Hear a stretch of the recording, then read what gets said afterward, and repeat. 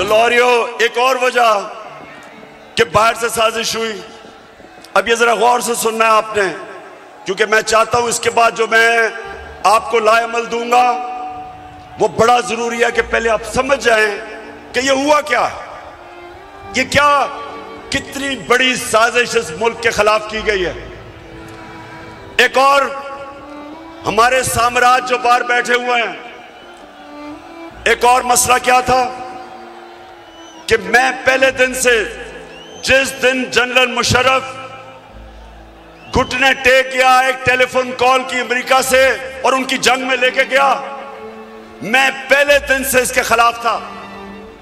हर forum पे मैंने कहा कि हमारी जंग नहीं है। हर जगह मैं कहता गया कि पाकिस्तानियों को कुर्बान कर रहे हो किसी और की जंग में।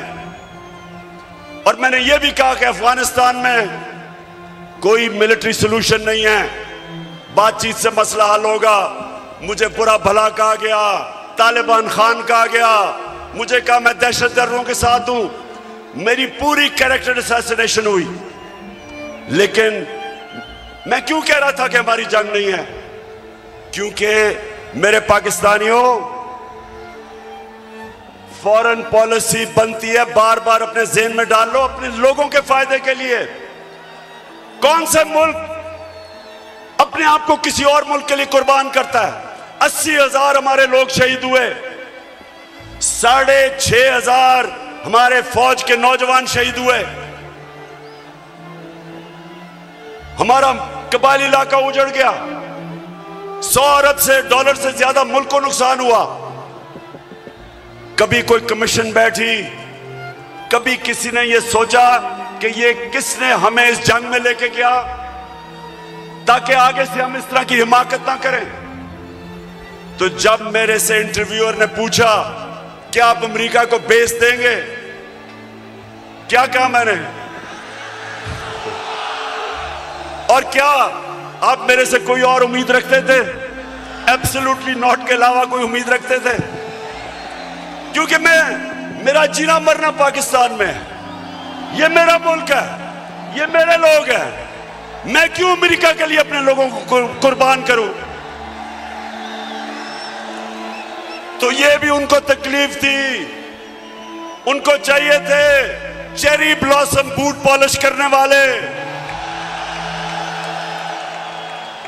जो कहता कि बेगर्स आर नॉट चूजर्स, यानी कि क्योंकि हम मकरूज हैं, हम गुलाम हैं, हम आपके जूते पॉलिश करेंगे। पाकिस्तानियों, ये याद रखो, मैं बार बार आपको एक चीज कहता हूं, कभी कभी किसी जमात को वोट ना दो जिनके लीडर्स के पैसे जायदादें मुल्क से बाहर पड़ी हैं, कभी उनको वोट ना दो। ठीक करेगा सब कप्तान, नया बनेगा पाकिस्तान, नया बनेगा पाकिस्तान, नया बनेगा पाकिस्तान। डट के खड़ा है अब इमरान, नया बनेगा पाकिस्तान। डट के खड़ा है अब इमरान, ठीक करेगा सब कप्तान।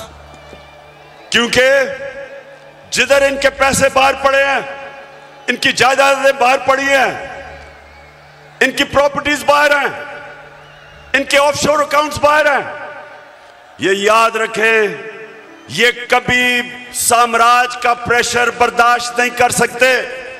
ये वो करेंगे जो उनको हुक्म मिलेगा। उनको इस तरह के करप्ट गुलाम पसंद इसलिए हैं कि ये हमेशा उनके सामने झुके रहेंगे। 400 ड्रोन अटैक हुए पाकिस्तान में, पाकिस्तानियों 400 ड्रोन अटैक हुए। यहां कोई दुनिया में मिसाल ही नहीं कि जिस मुल्क के लिए आप जंग लड़ रहे हैं वो आपके ऊपर ही बमबारी कर रहा है, इसकी कोई मिसाल नहीं मिलती। 400 ड्रोन अटैक हुए पाकिस्तान में।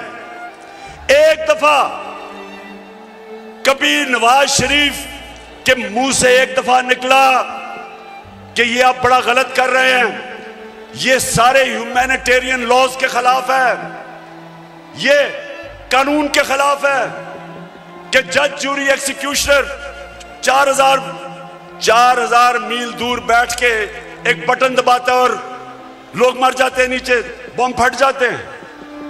ये 400 ड्रोन अटैक्स हुए